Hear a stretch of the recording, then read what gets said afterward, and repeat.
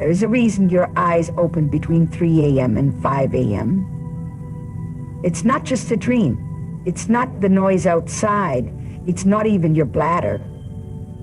No, there is something sacred about this hour. Have you ever felt it? The silence, the stillness, the weight in the air that you can't explain? Because when the world sleeps, heaven speaks. And I don't know who this is for, but you didn't stumble across this message by accident. You were drawn here, yes, you, because the Spirit of God is reaching for you. He's been waking you up, and now He's waiting on your response. In the next few minutes, I'm going to share 3 things you must do when you're awakened during these holy hours. Not 5, not 10, just 3. But they will change everything. If you've been longing for direction, if you've been craving His presence, if you felt the pull but didn't know what to do with it, then stay with me. Because by the time this message ends, you'll know why He woke you up. And more importantly, you'll know what to do next. There are moments when God interrupts our sleep, not to disturb us, but to encounter us. Between 3 a.m. and 5 a.m., the spiritual realm is most active. Not because it is magic, not because it is superstition, but because God, who never sleeps nor slumbers, waits for the world to become quiet, for the noise to die down, for the chaos of the day to fade, so He can have you. Not your performance, not your platform, not your busy mind or rehearsed prayers. You. This is not the hour of coincidence. It is the hour of divine appointment. It is the time when God bypasses the calendar and the clock and walks straight into the room. You may not hear Him audibly, but you will feel that tug deep within. A pull to sit up, a whisper that says, come. And in that moment, the most important thing you can do is respond. There are 3 sacred instructions, 3 holy invitations when you're awakened in those early morning hours. The first is this: be still. Don't rush to pray. Don't scramble to make sense of it. Don't scroll through your phone or look for something to distract you. Simply be still. Stillness is not laziness. It's reverence. It is the soul saying, speak, Lord, your servant is listening. Stillness prepares the heart to receive. It quiets the mind so that the whisper of God doesn't have to compete with your thoughts. In that stillness, you will begin to feel a weight, a holy weight. Your heart may start to tremble, and tears may come without warning. That's not emotion. That's not fear. That is the glory of God drawing near. In the Old Testament, the priests couldn't even stand to minister when His presence came in like that. They would fall face down. Not because they were told to, but because their bodies could no longer carry the weight of that divine nearness. When you feel that, don't rush. Stay. Breathe in that moment. Let Him have you completely. And then, as the Spirit begins to move upon your heart, comes the second instruction: worship. Not loud, not rehearsed, not mechanical, but the kind of worship that flows from a soul that recognizes its Creator in the room. This is not about singing a song. It is about pouring out. You might only whisper, Jesus, Jesus, Jesus. And that might be all you can say. But if it's said from a pure place, it's enough to shift the atmosphere of your life. Worship at 3 a.m. doesn't sound like a Sunday morning service. It sounds like surrender. It sounds like someone weeping on their bedroom floor, whispering, you're still holy, you're still good, It's that unfiltered, raw love between a bride and her bridegroom. Worship in that hour becomes a fragrance, and heaven responds to it. Angels are drawn to it, and walls you didn't know were still standing in your soul begin to collapse under it. In that worship, you'll find that God starts revealing things, secrets, hidden wounds, deep desires. He begins to touch places in you that no sermon ever reached. Sometimes he won't even say a word. He will just be there, and his nearness will do more than 1,000 hours of counseling. He will calm storms inside you that you didn't know were raging. This is not about getting something from God. It's about being with him until everything changes. Then comes the third instruction. Speak what you hear. Yes, speak, not to impress, not to perform, but to agree with heaven. God speaks in that hour, and what he speaks needs to be released into the earth. Sometimes he will give you a name. Pray it. Sometimes a verse will bubble up from your spirit. Declare it. Sometimes he will remind you of a dream you had 10 years ago that you buried. Speak it back to life. There is power in your tongue, and what you release in obedience during these sacred hours can shape destinies, shift atmospheres, and even alter your own future. But speaking doesn't always mean shouting. Sometimes it's just a whisper that breaks chains, a whisper that cancels fear, a whisper that tells every demon near you, this one belongs to God. When you speak under the weight of his presence, your voice carries authority, not because of who you are, but because of who is standing with you. See, the world tries to minimize these encounters. It tells you it's just insomnia, just stress, just your body being restless. But in the kingdom of God, there is no just. Everything is purposeful. Every awakening is a summons. Every stirring is a sign. And if you obey the instructions, stillness, worship, and speaking, you won't just feel better, you'll be transformed. Sometimes God will keep you in that place for a minute, sometimes for an hour, and sometimes he'll leave just as quietly as he came. But you'll know he was there.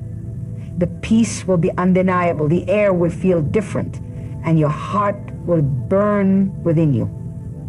You lay back down with tears drying on your cheeks and a calm in your soul that no medicine could provide. This is not emotionalism. This is encounter. This is what we were made for. The early church didn't grow through good preaching. It grew through divine visitation.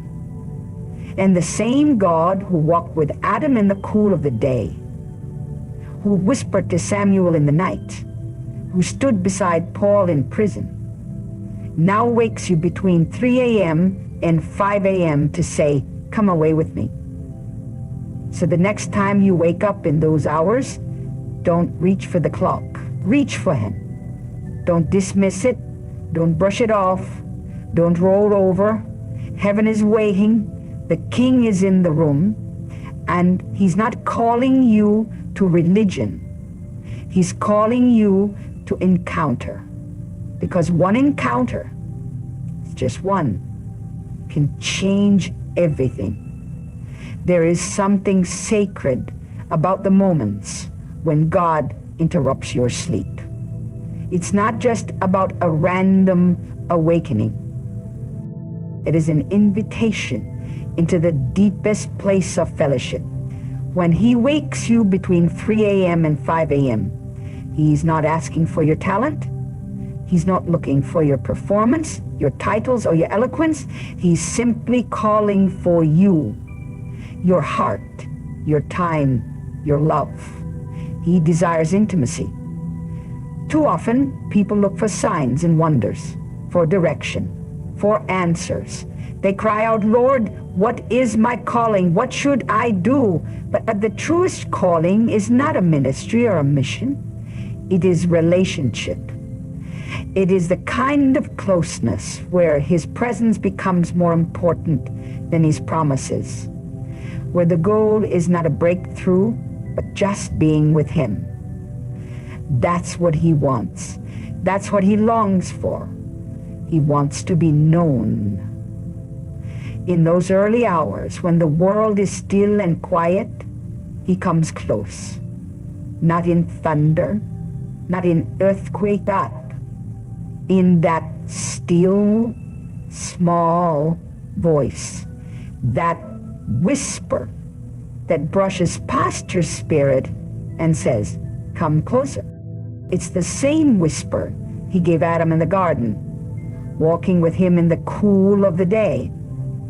It's the same whisper that called Moses on the mountain, Elijah in the cave, and Mary in the upper room.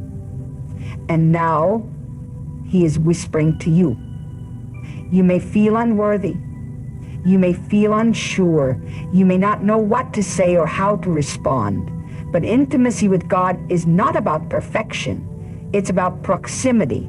It's about drawing, the Bible says, draw near to God, and he will draw near to you. That's a promise. Not based on your performance, not based on your record, just based on your desire to be with him. When God calls for intimacy, he is asking for space. Not in your schedule, but in your heart. A space where he is welcome, without an agenda.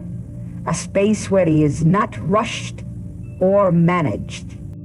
A space where you come not because you need something, but because you need him. The greatest lovers of God throughout history had this in common. They were not famous, they were not always well-spoken, but they made room for him. They gave him the gift of time. They gave him the offering of their affections. And intimacy with God is always initiated by him. You didn't wake yourself. He stirred you. He touched your spirit while your body was at rest. He knocked at the door of your heart and waited for you to rise. That is the God who created the galaxies, waiting, not demanding, not kicking down the door, but gently inviting you into the secret place where the deepest communion happens, where tears flow without explanation, where words become unnecessary, where hearts are read and healed without saying a thing.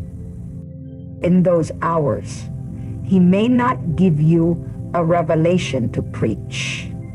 He may not give you a prophecy to share, but he will give you himself. And that is always more than enough. Because what happens in intimacy cannot be fabricated in public. What he does in your private moments with him builds something that no stage, no applause, and no platform could ever sustain. God is not impressed by your performance. He is moved by your love. And in the quiet of the morning, he listens for the sound of lovers, not laborers. People who come not to get instructions for the day, but to lay their heads on his chest like John did, and simply say, I'm here. He wants your presence more than your productivity. He's not trying to get you busy. He's trying to get you close. And the thing about intimacy is, it reveals his presence. Things come to the surface. Not so he can condemn you, but so he can heal you. He already knows what's in your heart. But when you get close to him, you start seeing it too. you start recognizing the pride, the fear, the hidden wounds you didn't know were there. But in that place of holy nearness, he begins to touch them one by one, not as a judge, but as a father, as a friend, as the lover of your soul. Intimacy strips away the layers. It takes off the mask. It silences the noise. It's not always comfortable, but it is always worth it. Because when you draw near, you become more like him. You begin to speak like him, love like him, forgive like him. Not because you tried harder, but because you spent time with him.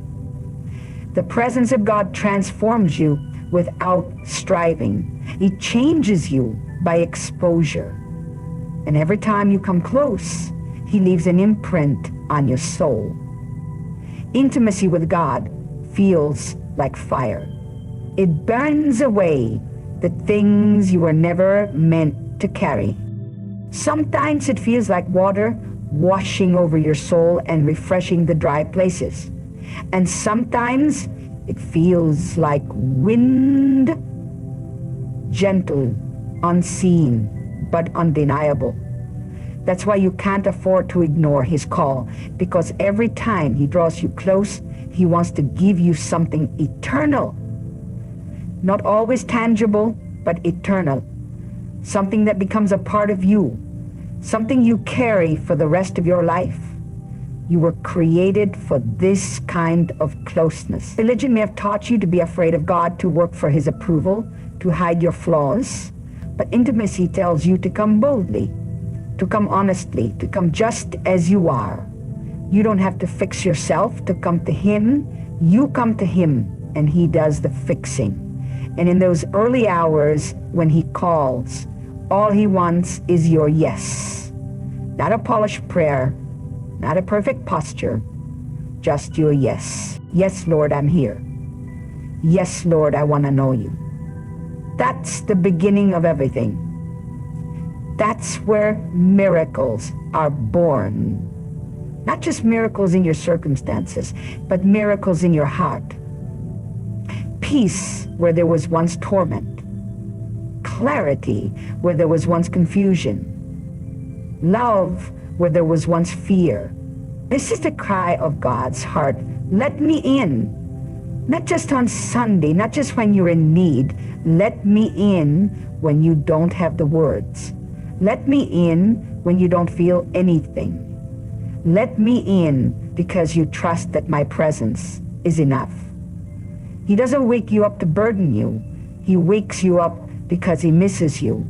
He longs for your voice. He waits to be wanted. And when you respond, when you choose him in the quiet, something shifts in the atmosphere. Heaven draws near. Chains start breaking. Destiny starts unfolding. Not because you chased it, but because you chose him. So when your eyes flutter open at 3:17 a.m. and your heart is stirred for no apparent reason, know this: the creator of the universe is calling you. Not to a task, not to a ministry, but to intimacy. And if you say yes, even in your weakness, he will come. He will fill the room, and he will never leave you the same. There is a holy mystery wrapped in the stillness between 3 a.m. and 5 a.m. It is not just another hour on the clock. It is a moment in time when the spiritual realm is most sensitive. The world sleeps.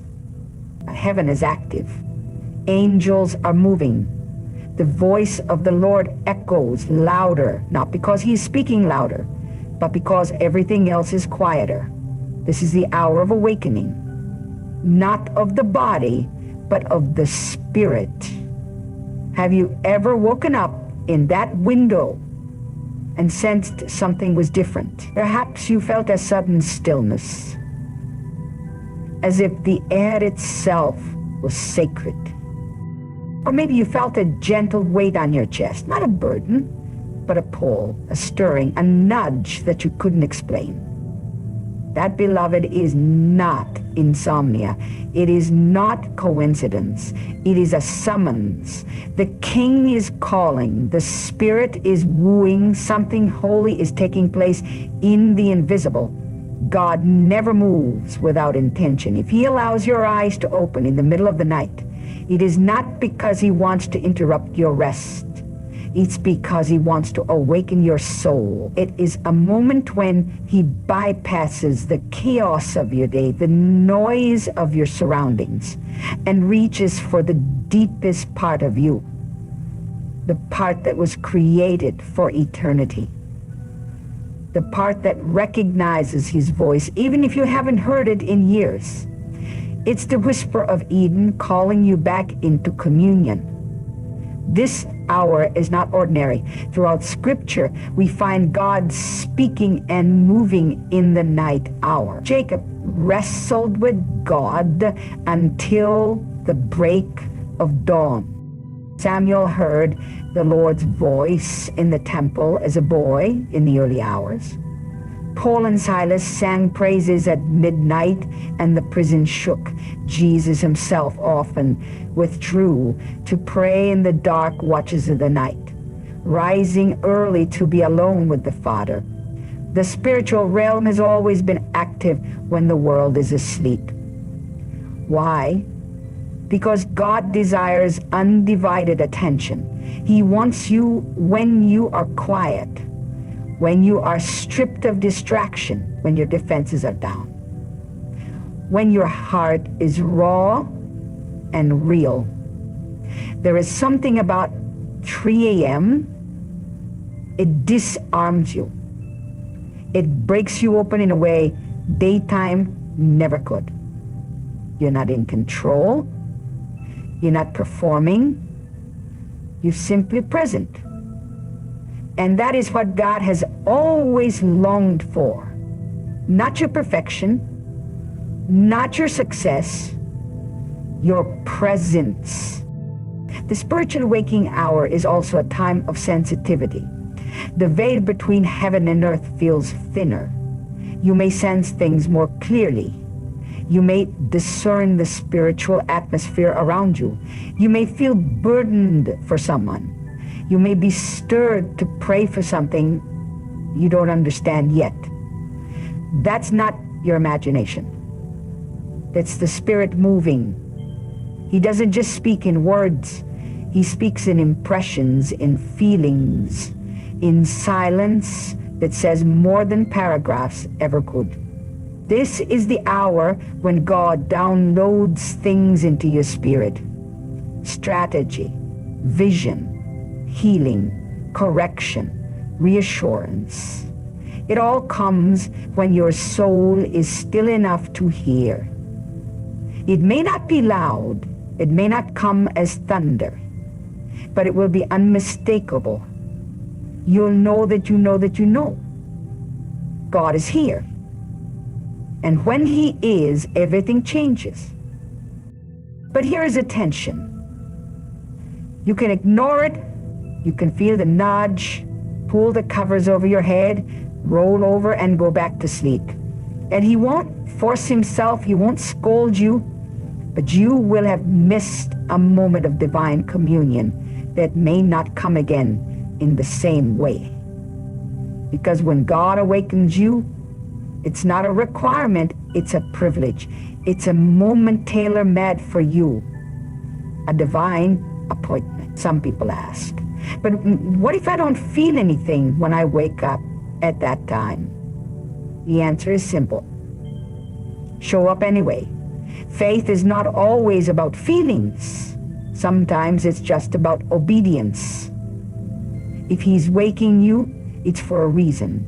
Even if your mind doesn't understand it yet, even if your body protests, even if nothing spectacular happens, every time you say yes, you are building a history with God. You are digging a well, and eventually that well will overflow. There's a reason revivals don't begin on stages. They begin in secret places. They begin with someone on their knees in the dark whispering, "Yes, Lord," when no one is watching. Someone who says, "I don't care about sleep. I care about presence." Someone who lays down comfort to pick up communion. That's where the fire falls. That's where hearts are set ablaze. The spiritual awakening hour is also a time of divine intercession. If God wakes you up, it may not always be about you. It may be because someone needs prayer. Someone's life is hanging in the balance. Someone is crying out, and God needs an intercessor. You may not know who, you may not understand what, but your willingness to stand in the gap could shift their entire life. Your obedience may protect someone, deliver someone, awaken someone, to wrap his presence around your fears, to let you cry without judgment, to remind you that you are not alone, that he still sees you, that he still wants you, that he hasn't changed his mind about you. You see, spiritual awakening is not just about being alert. It's about being alive, fully spiritually alive, aware of God in ways that make the natural world seem dim, alive to his voice, to his love, to his movements. It's when your heart beats in sync with heaven, when you begin to crave the secret place more than applause, when you'd rather weep in his presence and impress with your words. That's what this hour births. Not more noise, not more hype, but depth and hunger. Some people spend their entire lives chasing experiences, while God is simply waiting for them to answer his invitation. That invitation often comes at inconvenient times, but his presence is always worth the cost. Sleep can't do for your soul what one moment in his presence can. Rest is good, but encounter is better. You may feel tired in the flesh, but you will walk away revived in your spirit. Do not despise the waking. Do not ignore the stirring. Do not silence the whisper. God is looking for lovers who respond, who rise, who say yes, not just when it's easy, but when it's sacred. Between 3 a.m. and 5 a.m., heaven opens its doors wide. And for those who are willing to step through them, treasures await. Not gold or fame or earthly success, but the treasure of knowing him deeply, personally, eternally. So if he wakes you tomorrow, don't rush. Don't explain it away. Don't reach for your phone. Just listen. Just breathe. Just say, "Speak, Lord. I'm here." And you will find that he's been waiting, that he's closer than your breath, that you are not just waking up from sleep.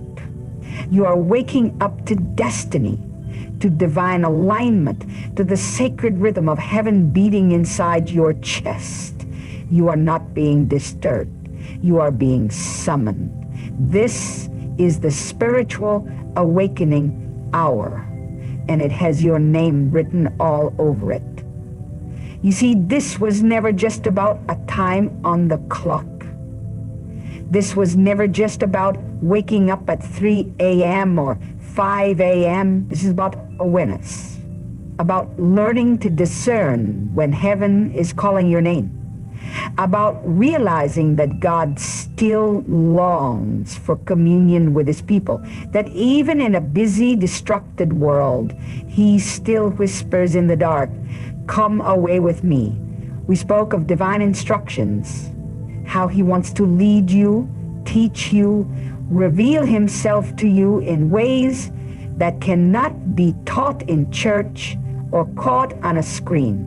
We spoke of intimacy, how he doesn't want your performance. He wants your presence. And we spoke of spiritual awakening. How these early hours are not interruptions, but invitations into the supernatural. A time when angels move, when burdens lift, when tears heal, and when the voice of God becomes unmistakably near.